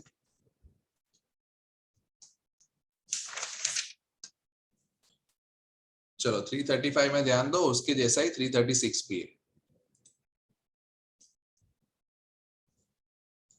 Prepare for inclusion in statement of cash flows tax and everything last में पूछा है cash generated from operations.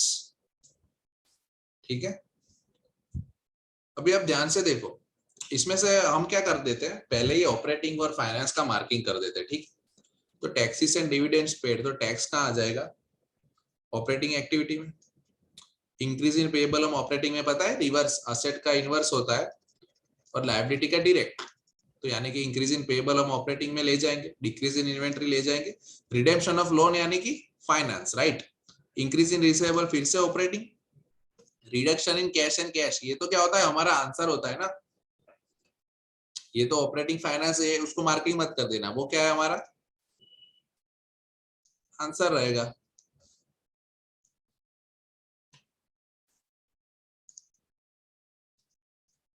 Depreciation charge पता है ना, ऑपरेटिंग में एडबैक करते हैं। Payments to acquire non current यानी कि इन्वेस्टमेंट, और सेल करोगे तो वो भी इन्वेस्टमेंट, राइट। तो आपकी कौन से ट्रांजेक्शन दिए वो आपको पता चल गया।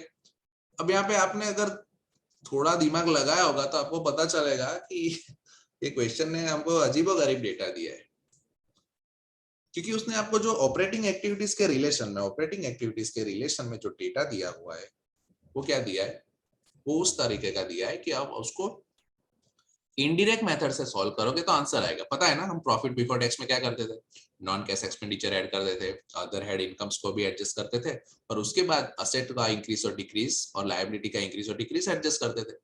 तो उसने बड़ा ही स्मार्टली आपको देखो टैक्स डिविडेंड दे दिया, इंक्रीज इन पेएबल दे दिया, डिक्रीज इन इन्वेंट्री दे दिया, और कौन सा ऑपरेटिंग है, हाँ रिसीवेबल्स और डेप्रिसिएशन। लेकिन उसने आपको प्रॉफिट बिफोर टैक्स तो दिया ही नहीं, यानी कि आप नॉर्मल तरीके से सम नहीं स्टार्ट कर पाओगे। पता चला, उसने सारी वो चीज दी जिससे आप क्या कर सकोगे, प्रॉफिट बिफोर टैक्स अगर आपको दिया होगा तो उसमें आपको ये सब चीज एड बैक करनी है, तो आपको कैश फ्लो फ्रॉम ऑपरेटिंग मिल जाएगा। लेकिन उसने तो आपको फ्रेंड स्टार्टिंग पॉइंट दिया ही नहीं। लेकिन व्हाट्स द सिल्वर लाइनिंग, कि उसने आपको क्लोजिंग पॉइंट दे दिया है। जनरली आप क्या करते हो, ऑपरेटिंग का आंसर, इन्वेस्टिंग का आंसर और उसका आंसर को टैली करते हो, उसके बाद ओपनिंग और क्लोजिंग, तो उसके बाद आंसर आ जाता है ना, reduction in cash and cash equivalent. लेकिन उसने क्या किया, आपको स्टार्टिंग पॉइंट नहीं दिया, तो यानी कि हमें ये रिवर्स वर्किंग करना है। Got it, simple. यानी कि उसने क्या बोला है, रिडक्शन इन कैश फ्लो, यानी कि वो -3211, ये क्या है, if you will add operating activities plus investing activities and financing activities net cash flow, then your answer will be 3211. got it? और आपको ये डेटा से पता चल गया कि आप डायरेक्टली ऑपरेटिंग एक्टिविटीज में कैश फ्लो नहीं फाइंड कर पाओगे। क्यों, क्योंकि प्रॉफिट बिफोर टैक्स नहीं दिया है और बंदे ने आपको इन्फॉर्मेशन सारी इनडायरेक्ट मेथड वाली दी रखी है। और देखो क्वेश्चन क्या पूछा, कैश जनरेटेड फ्रॉम ऑपरेशन, तो आपको लाइट हो गई। वो क्या चाहता है कि ऑपरेटिंग प्लस ये करके आपको जो मिला ना वो दे दिया उसने। वो चाहता है कि आप ये फाइंड करो। Got it? तो स्टार्ट करते हैं। सबसे पहले क्या आएगा? कैश फ्रॉम ऑपरेटिंग एक्टिविटीज, और उसके नीचे क्या करेंगे? Interest and taxes paid. चलो वो आपको दिया हुआ है। अरे इंटरेस्ट एंड, हाँ इंटरेस्ट तो नहीं दिया, लेकिन टैक्स एंड डिविडेंड दिया। इंटरेस्ट तो है ही नहीं क्वेश्चन में, राइट? दिया होता तो माइनस कर देते। क्या है? 87566। इसके आंसर को क्या बोलते हैं हम? Net cash flow. Net cash flow, net cash flow. हमारे आउटर कॉलम में नेट कैश फ्लो जाता है, ठीक है? क्या आएगा? नहीं पता, वही तो फाइंड करना है। कोई बात नहीं, उसको छोड़ देते हैं। अब आगे आते हैं दूसरे हेड के लिए, राइट? क्या आएगा? Investing activities. इन्वेस्टिंग का सिर्फ 2 ही मार्क किया था हमने। पेमेंट किया यानी माइनस, और प्रोसीड यानी एड, राइट? क्या है? 47999 माइनस होने वाला है, और 13,100 का सेल किया था वो प्लस होगा, राइट? तो इन्वेस्टिंग एक्टिविटीज का नेट आंसर क्या आया? 34899 नेगेटिव। अब क्या बचा? Financing.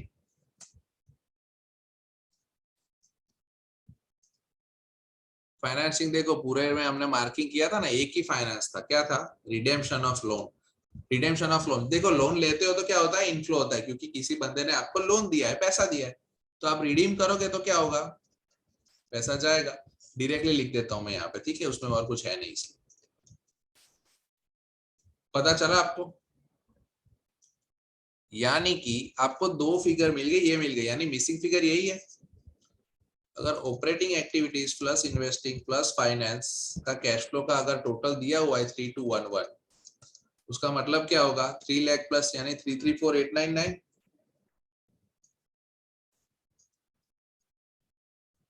Plus finance operating activity, क्योंकि देखो ये जो दिया हुआ है, जो हमने प्लस किया 3+3 = -3211। तो बताओ ऑपरेटिंग एक्टिविटीज का क्या आंसर आएगा? फॉलो कर रहे हो ना?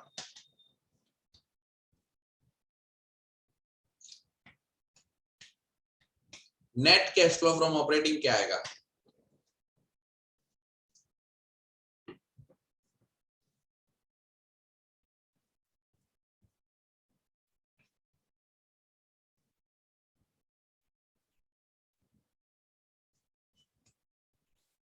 थ्री 331,688। परफेक्ट।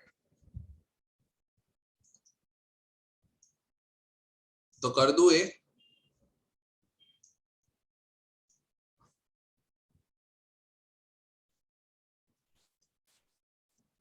ठीक है, एक्साइटमेंट में ये नहीं कर देना है। क्यों? क्योंकि उसने सिर्फ कैश जनरेटेड पूछा था, नेट कैश नहीं पूछा है। यानी कि आपका आंसर ये बैलेंसिंग फिगर है। चलो अब ये बताओ ये क्या आएगा?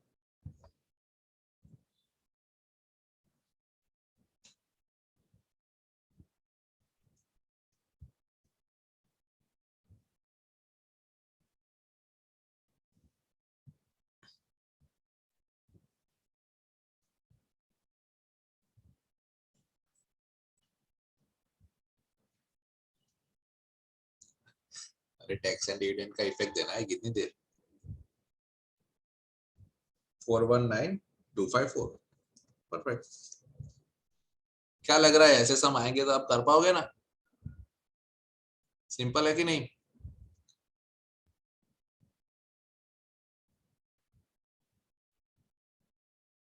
Three 36। A business bank balance increased by 750। पता चला आपको? सेम क्वेश्चन है लास्ट टाइम जैसा। ऊपर क्या था कि नेट रिडक्शन ऑफ 3211, राइट? यहाँ पे उसने क्या बोल दिया आपको कि बैंक बैलेंस इंक्रीज्ड, यानी कि उसका नेट आंसर जो है उसमें क्या आएगा आपका? +750। चलो आगे पढ़ते हैं। 1 मिलियन का शेयर इश्यू किया, यानी 1 मिलियन आए, और लोन रिपे किया 750 का, यानी कि 2.5 लाख रहा फाइनेंस एक्टिविटी का। फिर हमने property plant and equipment 2 lakh के परचेस किए, डेप्रिसिएशन 1 लाख था और receivable and inventory increase by 5,75,000। ठीक है, पूछा क्या है, प्रॉफिट बिफोर टैक्स।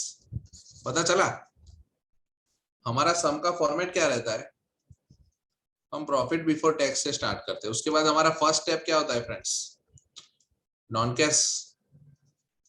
सबसे पहले डेप्री क्या दिया, 1 लाख ऐड करेंगे, उसके बाद क्या करते हैं अदर हेड्स, लेकिन अदर हेड्स का कुछ दिया नहीं है। उसके बाद थर्ड स्टेप क्या होता है, करंट एसेट और लायबिलिटीज का इंक्रीज डिक्रीज, तो वो दिया हुआ है देखो, receivable and inventory increased by 575। तो मैं क्या करूंगा, असेट इंक्रीज हुआ है फ्रेंड्स, क्या करेंगे हम, असेट में इनवर्स, लायबिलिटी में डायरेक्ट। तो करंट एसेट 575 हम माइनस कर देंगे, कुछ आएगा यहाँ पे, क्यों अभी नहीं आ रहा है, क्योंकि प्रॉफिट बिफोर टैक्स नहीं है ना। उसके बाद क्या करोगे, ये क्या आ गया आपका, cash flow from operating activities. अब क्या करेंगे, इन्वेस्टिंग एक्टिविटीज, तो उसमें सिर्फ एक ही चीज थी, purchased property plant and equipment 2 lakh, direct लिख रहा हूं क्योंकि एक ही चीज है। और फाइनेंस एक्टिविटी में देखो क्या था, raising 1 million and repaid A loan, यानी कि फाइनेंस में क्या आएगा, एक तो 1 मिलियन रेज किए यानी वो ऐड होगा, आपने अगर शेयर इश्यू करके 1 मिलियन रेज किए और एक लोन रीपे कर दी, कितनी 7,50,000 की। अगर ये सब करोगे तो उसके बाद वो क्या बोल रहा है, आंसर आपका क्या आएगा, increase in cash. Increase in cash यानी कि पॉजिटिव 7,50,000। तो इतना डेटा आपको दिया हुआ है। अब मुझे बता दो कैश फ्रॉम ऑपरेटिंग क्या आएगा,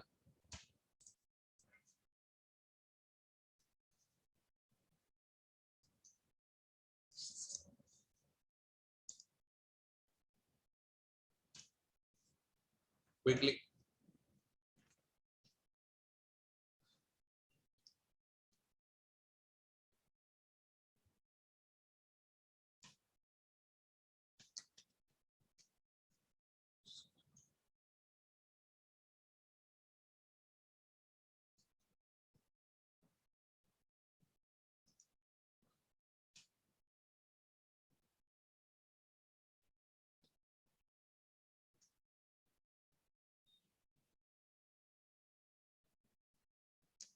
$700K, परफेक्ट। और इसके बेस पे आपको प्रॉफिट बिफोर टैक्स आ जाएगा। बता दो ABCD क्या है, परफेक्ट, सिंपल। यानी आपको ये MCQ फॉर्मेट में ज्यादा से ज्यादा क्या कर सकते हैं, या तो डायरेक्ट क्वेश्चन पूछेंगे या फिर जो हम आंसर फाइंड करते हैं वो पहले दे देंगे और क्वेश्चन दे देंगे, राइट। यहाँ पे उन्होंने क्या किया, अगर डायरेक्ट सम होता तो आप प्रॉफिट बिफोर टैक्स से ये जाते, यहाँ जाते, यहाँ आते और आपको 750 आंसर मिलता।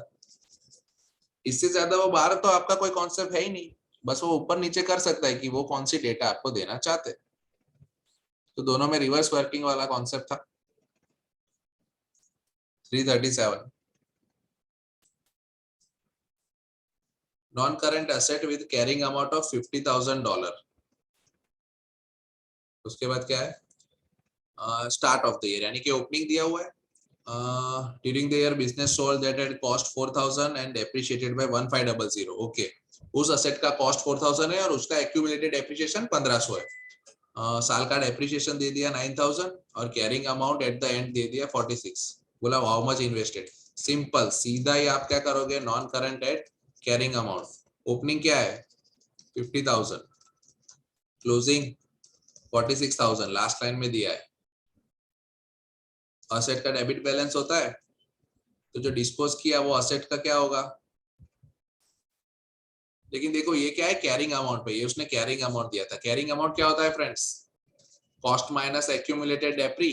तो मैं डिस्पोजल में क्या लिखूंगा 2500, कैसे 4000 उसका कॉस्ट है जो असेट बेची, और उसका एक्यूमुलेटेड डेप्री 1500 है, और साल का डेप्रिसिएशन कितना है 9000, उससे भी आपकी असेट की वैल्यू कम होगी, तो पूरे साल का एडिशन क्या होगा balancing figure. Got it.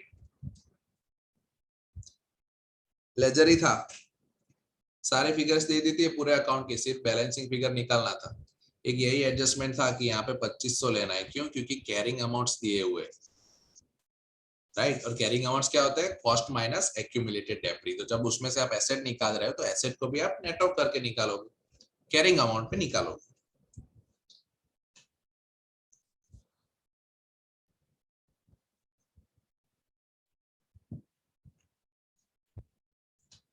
$338, a business has made a profit of $8,000 but its bank balance has reduced by 5,000। ये ट्रायल एंड मेथड पे करना पड़ेगा, क्यों, क्योंकि देखो उसने क्या बोला, प्रॉफिट बोल दिया आपको 8,000,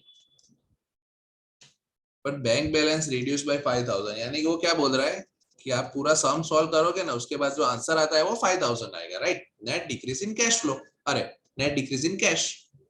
तो आपको क्या करना पड़ेगा, वन बाय वन ये पुट करना पड़ेगा। तो देखो डेप्रिसिएशन चार्ज क्या होता है, ऐड होता है, और इंक्रीज इन इन्वेंट्रीज क्या होता है, इंक्रीज है। असेट में हमारा रूल क्या है, इनवर्स, और लायबिलिटी में डायरेक्ट। तो इंक्रीज इन इन्वेंट्री माइनस होगा। अब आप देख लो 8,000 प्लस 3,000 कितना हुआ, 11, 11 माइनस 10, 5 आया, नहीं आया, तो ये रॉन्ग है। डेप्रिसिएशन ऐड होता है, और रीपेमेंट ऑफ लोन क्या होता है, माइनस होता है, राइट। हमारा पैसा जाता है, तो 8 प्लस 6 क्या हुआ 14, 14 माइनस 7, 7,000, तो ये भी गलत है। सी क्या है, डेप्रिसिएशन चार्ज वो ऐड होता है, तो प्लस 12,000, और परचेस ऑफ न्यू करंट क्या होगा फ्रेंड्स, डेप्री एड बैक करोगे 12,000, और जब परचेस करोगे एसेट तो इन्वेस्टिंग एक्टिविटी में माइनस होगा 25,000, तो आ गया 5,000। सी इज द करेक्ट आंसर। क्योंकि हम क्वेश्चन सॉल्व कर रहे हैं for the purpose of education. Third point, last point भी देख लेते हैं कि disposal of non current for 13,000 less than it. इसका मतलब क्या हुआ friends, 13,000 less than carrying amount, यानी कि हमने 13,000 का लॉस किया। तो सबसे पहली बात क्या होगा, ये आपका जो प्रॉफिट है 8,000, उसमें आप क्या करोगे, प्लस लॉस ऑन डिस्पोजल 13,000। अब आपने किसी को बेचा है, राइट, तो $1 भी तो लिया होगा कि नहीं लिया होगा, लेकिन आप जब सेल करते हो तो क्या होता है, प्रोसीड्स ऐड होती है। तो यानी कि ये तो 5,000 हो ही नहीं सकता ना, ये वैल्यू तो बढ़ने ही वाला है, तो 4 भी गलत ही है। एनीवे हमने तो सी फाइंड कर लिया था। 339, company made a profit of 18,750 after accounting depre. Depre को हम एड बैक करते हैं, कैश एक्सपेंडिचर है। During the year non current assets were purchase, investing activities में माइनस होगा, असेट परचेज किया है। रिसीवेबल्स इंक्रीज्ड, क्या होगा, करंट एसेट इंक्रीज हुआ है, तो माइनस करेंगे कितना 1,000। इन्वेंट्रीज डिक्रीज्ड, यानी ऐड करेंगे 1,800, और पेएबल्स इंक्रीज, उसमें डायरेक्ट रिलेशन रहता है, तो प्लस करेंगे, क्या आया,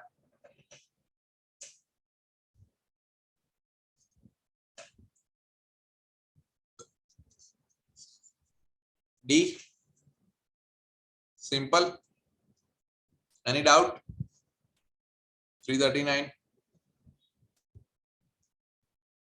चलो लास्ट दो क्वेश्चंस थियरी है। 339 हो गया हो तो 340 पढ़ो और उसका आंसर बताओ।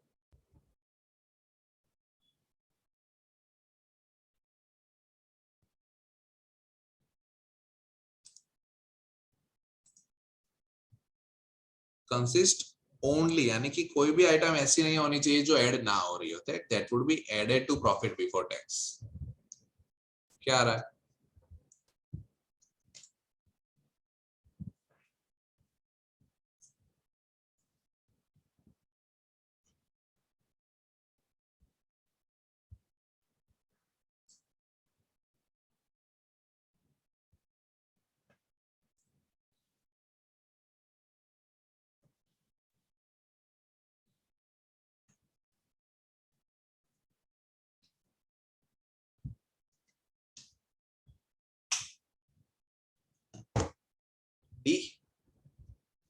परफेक्ट।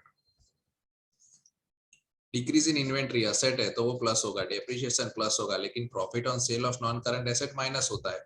यहाँ पे भी प्रॉफिट ऑन सेल है, यानी ये दोनों निकल गए। लॉस ऑन सेल ऐड होगा, डेप्रिसिएशन ऐड होगा, लेकिन इंक्रीज इन रिसीवेबल असेट का तो रिवर्स रिलेशन होता है, यानी ये माइनस होगा। तो D is the right answer. Last बोल रहा है डायरेक्ट मेथड में और इनडायरेक्ट मेथड में आंसर डिफरेंट आएगा। क्या आएगा?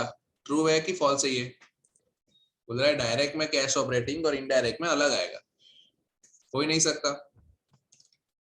सेकंड क्या लग रहा है कि जिसका प्रॉफिट हाई होगा उसका नेट कैश इनफ्लो, यानी कि ऊपर जो आंसर था ना, जो नेगेटिव 5000 था, ये क्या बोल रहा है कि जिसका प्रॉफिट अच्छा है, जो हाई प्रॉफिट कर रहा है, उसका कभी भी नेट आंसर जो कैश फ्लो का है वो माइनस नहीं जाएगा, प्लस में ही आएगा। क्या ये सही है या गलत है? फॉल्स। क्यों पता है? क्योंकि कैश फ्लो में आप असेट जो परचेस करते हो ना वो माइनस हो जाता है। एक सिंपल एग्जांपल मैं दूं कि आपने 8 लाख के गुड्स परचेस किए, 16 लाख में बेच दिए, तो कितना प्रॉफिट किया? 8 लाख। अगर आपने पूरे साल में 10 लाख की प्लांट एंड मशीनरी ले ली और लेट्स से 20 लाख की, तो आपका कैश फ्लो क्या दिखाएगा पता है? ये 8 लाख तो आपका कैश प्रॉफिट है और ये माइनस कर देगा 20 लाख। तो हाई प्रॉफिट मेकिंग एंटिटीज भी नेगेटिव कैश फ्लो आ सकता है। कब? when you are doing substantial investment in let's say non-current assets, right? तो ये आपको लॉजिक पता होना चाहिए। कई जगह पे ये लोग कमेंट्स पूछ लेते हैं, तो आपको पता होना चाहिए कि ऐसा कब हो सकता है कि भाई प्रॉफिट मेक कर रहा है फिर भी नेगेटिव कैश फ्लो, जब आप इन्वेस्ट कर रहे हो पैसा, ठीक है? क्योंकि हम पूरा का पूरा माइनस कर देते हैं, जबकि हम P&L में तो सिर्फ डेप्रिसिएशन रिड्यूस करते हैं ना। Last point, profit and losses on disposal of non current assets appears as item under investing. बोल रहा है कि नॉन करंट को हम सेल करते हैं, उसका प्रॉफिट लॉस हम इन्वेस्टिंग में दिखाते हैं। False? Raj, what do you think?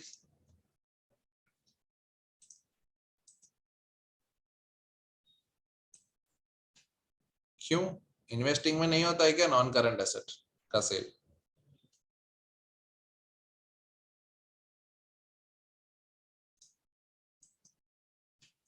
ठीक है, तो प्रॉफिट और लॉस जो होता है वो तो पता है, हम जब स्टार्ट में पीबीटी आता है ना उसमें ही ऐड कर देते हैं, यानी लॉस होगा तो ऐड कर देते हैं और प्रॉफिट होता तो माइनस करते हैं। क्यों? क्योंकि हमें कैश फ्लो फ्रॉम ऑपरेटिंग का एडजस्टमेंट करना है। तो सर इन्वेस्टिंग में क्या आता है? तो पूरा का पूरा सेल प्रोसीड होता है वो ऐड होता है, और जो हमने परचेस किया वो full amount cash amount plus minus होती है। ठीक है, यानी कि इन्वेस्टिंग एक्टिविटीज में प्रॉफिट और लॉस नहीं आता है, पूरा अमाउंट आता है। ठीक है, तो 341 तक हमने कर दिया है, आई थिंक 350 तक है, उसको कल करेंगे। ठीक है, आज का सेशन यहाँ पे एंड करते हैं। तो जो भी लेक्चर्स आपके छूट गए वो देख लेना भाई। अभी 19 चैप्टर खत्म हो गया, इसके बाद 3 ही चैप्टर बाकी है। ओके, चलो बाय।